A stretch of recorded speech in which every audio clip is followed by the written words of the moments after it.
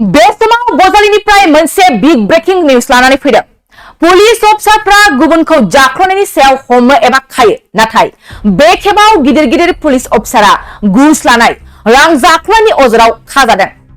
बजालि जिल्लानि गासै 4 पुलिस अफिसारखौ सीआईडीआ गुवाहाटीआव सोंनाय फिननाय खालामनो लाना थांदों। नंगौ, दिनै सीआईडीआ सोंथि सोंनो थाखाय गुवाहाटीसिम लाङो।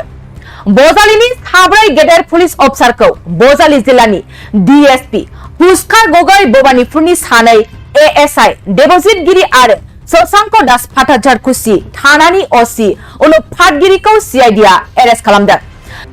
4 पुलिसखौ जोबथेसालियाव सोबाय सीआईडीआ।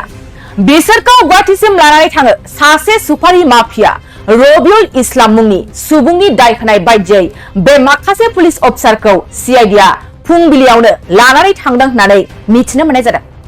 जाथायखौ लानानै दासान्दि जोबोद दावराव-दावसि गासै बजालि जिल्लायावनो। चिराङाव सावस्रि सिबिथायनि थाखाय मोनसे मोजां फाहामथायनि राहाखौ लानानै फैदों एसटी क्लिनिकआ।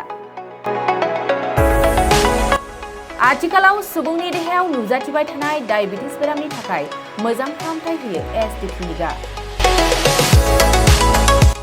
चिरां जिल्लानि एसबीआई काजलगाव ब्रान्चनि लांगोनायाव फसंनाय एसटी क्लिनिकआव डायबिटिस बेरामनि अनगायैबो फाहामथाय होबावगोन लिभारनि जेंना आरो माखासे सरासनस्रा बेमारफोर। बे एसटी क्लिनिकआव डायबिटिस बेरामनि फाहामथायखौ होगोन जर'खा फाहामगिरि डक्टर समित देबा।